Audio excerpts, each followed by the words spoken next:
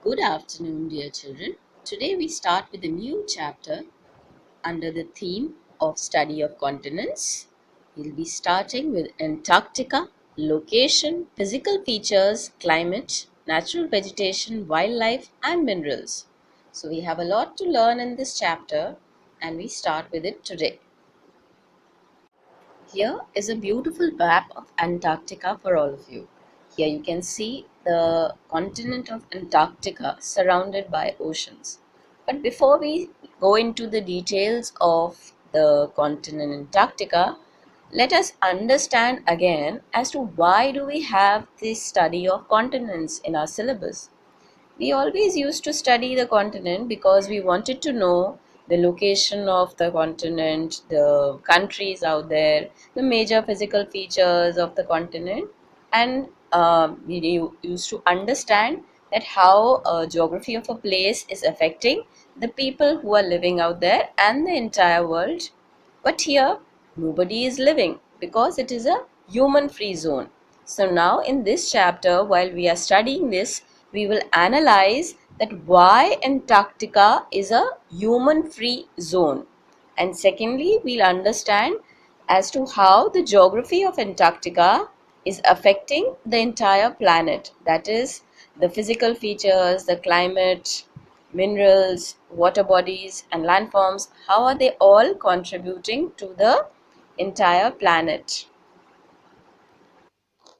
Before we go into the details, let us first understand what is the meaning of the name, that is, the name of the continent Antarctica. Antarctica literally means opposite of the Arctic. Now, before we go into the correct direction of where is the Arctic, where is the Antarctic, let us understand again. I know we all know about the lines of latitude, but then we need to revise that the Earth's surface is so vast that unless a mathematical method is used, it is impossible to locate any place on this Earth. So, for this reason, imaginary lines are drawn on the entire globe, and the lines running from east to west parallel to the equator is right here in the center, are known as lines of latitude, and the lines running north to south passing through the poles are called lines of longitude, which are not present in this diagram, but let this is just for your revision. And when we come to this entire lines of latitude which we are discussing, we need to understand what is the term opposite of the Arctic. Here is your North Pole and here is your South Pole. The North Pole, 90° north, is located at an angular distance of 90 degrees north of the equator, and South Pole is located at an angular distance of 90 degrees south of the equator. So here we get the meaning of location of both North Pole and South Pole, which are points. The first line that you see here is the Arctic Circle, and the last line here that we see is the Antarctic Circle. Here, Arctic Circle is below the North Pole, and your Antarctic Circle is around your South Pole. Here you see your Arctic Circle is marked with the 66.5 degrees north. It actually means, or it actually represents, the 66.5-degree north latitude, and the Arctic Circle marks the limit of the North Pole region surrounding the North Pole. Similarly, the Arctic Circle represents 66.5 or and a half degrees south latitude, and this Antarctic Circle marks the limit of the South Polar region around the South Pole. We have already studied in class 6 about these lines of latitude, and what is the other function of these lines of latitude? That they divide the entire Earth into heat zones. I'm not going to go in detail, but because we are concentrating on the South Pole, so we'll understand the frigid zone that it causes, or it actually separates. So here between the Arctic Circle and North Pole, and between the Antarctic Circle and the South Pole are the two frigid zones. I'll repeat, between the Arctic Circle and the North Pole, and between the Antarctic Circle and the South Pole are the two frigid zones of the Earth. And these are the polar regions which receive the sun's slanting rays, and in these two zones, very low temperature is recorded. So here when we say Antarctica literally means opposite of the Arctic, we now understand what is the opposite of the Arctic, that is Antarctic. Now that we have understood the meaning of the word Antarctica, that is opposite of the Arctic, let us understand where this word came from. The ancient Greek philosophers speculated that a landmass at the Earth's southern end was needed to balance the land in the northern hemisphere. Now, such a landmass was sighted in 1820, proving the suppositions correct. And this was named Antarctica. Now, the name Antarctica comes from two Greek words meaning opposite the bear. Now, what is the bear? The bear is a constellation seen from the northernmost region, that is the Arctic Circle. That is why we are referring it to as the opposite the bear. So instead of calling it the Arctic Circle or the North Pole, we are calling it the bear. In the ancient times, they only used to use the constellations for the location of a place. So here let's understand what is a constellation. Constellation is a group of stars forming a recognizable pattern that is traditionally named after its apparent form, that means whatever form it is taking, or identified with a mythological figure. And here, as we can just put the dots together, we see that it forms a great bear kind of a shape. And here are the various names of the stars that which are joined together, virtually we are joining together to give it a shape of an animal figure or a human figure, whatever the mythological figure they wanted to identify with it or they knew about. As for extra information, we have here astronomy is the study of sun, moon, stars, planet, comet, galaxies, gas, dust, etc. So if I'm asking you to study the stars tonight and tell me what all constellations do you see as homework, then you know what you are doing. You are following astronomy, that is, you are studying the stars. And Mr. Galileo Galilei was among the first ones to use a telescope to observe the sky. And here is a link for all of you if you have time, extra time, to understand about to read the stars in the night sky. It's a beautiful video and you can go through it. Before we go ahead with the exploration of Antarctica, let us first understand its location. That is, where is it located? Antarctica is located around the South Pole. Here in this diagram, or in fact in this map, you see that Antarctica is located around the South Pole. This is the base end of the entire Earth, and Antarctica, which is this continent, is located here. The second pointer says that the continent is almost circular in shape with a narrow piece of land extending northwards towards the southern tip of South America. So here we'll understand this in detail.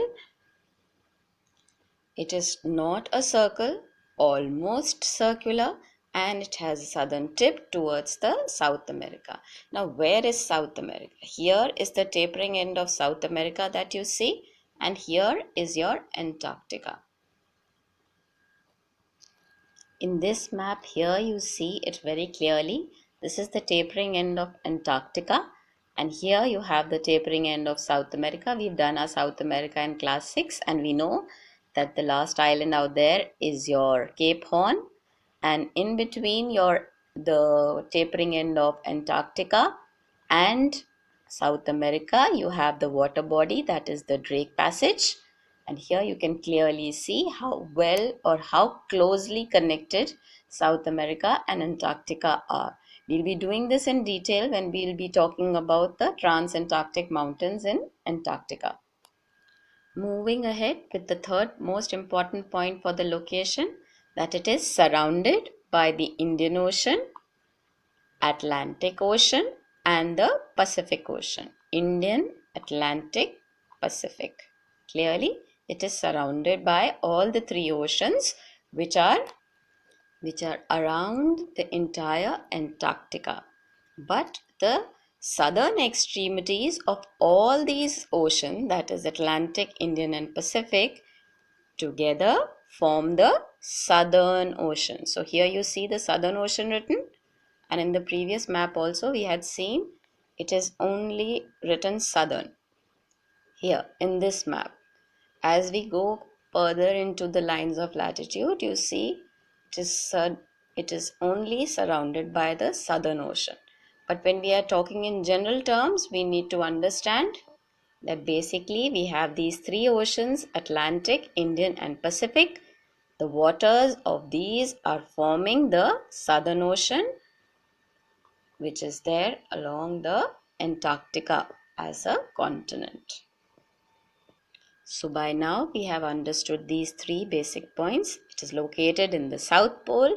It is surrounded by the Indian, Atlantic and Pacific Ocean. All of these oceans form the Southern Ocean, and the continent is almost circular in shape with a narrow piece of land extending northwards towards the southern tip of South America. I hope all of it is clear to you. If not, please write your question and ask if any. The next most important thing we need to learn is or know about is that the eastern part is bigger and is called the Great Antarctica, and the smaller western portion is known as the Lesser Antarctica. Now you must be thinking, why are we dividing Antarctica? Actually, this entire continent remains permanently covered with ice. But underneath the ice, Antarctica has mountains, plains, and valleys. And the Transantarctic Mountains, which we will be discussing in detail, are the mountains which cross the entire continent, and they are the ones which divide Antarctica into two parts. That is your Eastern Antarctica and Western Antarctica. It's written at the base, children, so we should not get confused at all. And as we can easily see also, the Eastern Antarctica is the greater portion of the landmass, thus being called the Greater Antarctica. Here we need to know that the East Antarctica faces the Atlantic and the Indian Ocean, and it covers more than half the continent, very clearly visible. Mountains, valleys and glaciers are found along the coastline. You can see the blue frozen line here. And the Western Antarctica borders the Pacific Ocean. Here you can see the Pacific Ocean. It borders the Pacific Ocean. And it includes several mountain ranges and volcanoes. Here you have a very interesting volcano, that is Mount Erebus. And Antarctica's most active volcano is found in the Ross Island. Now all these places which I am naming we will be doing in detail. Just as a basic structure, you need to understand that here you have a very beautiful active volcano called Mount Erebus in the western portion of Antarctica, that is in the Lesser Antarctica, because that is sometimes asked in the exams as to where is the most active volcano or what is the name, where is it located. And here also we also have Vinson Massif, that is the highest peak in the entire continent. We have it here in the western portion or the Lesser Antarctica, which it has a height of 5,140 meters. It's there in your books in the table, but where is it located? I'm telling you right now. And the third most important feature in understanding the shape here is the Antarctic Peninsula. Now, this Antarctic Peninsula is a mountainous S-shaped finger of the land that points towards South America. Now, that is all for the brief introduction of the shape and the major features present in the Antarctica. Let's move ahead and understand again, or for our attention, let us revise that the western side is the lesser Antarctica, eastern side is the greater side because of the landmass that it is divided into. Moving ahead with the physical features, as we have just done it briefly, we have ice caps, dry valleys, coastal plains are not there, and because it's absolutely frozen. The Transantarctic Mountains are there in Antarctica. We have the Antarctic Peninsula, which I just mentioned. We have lots of glaciers and active volcano also I mentioned while I was discussing the Western Antarctica.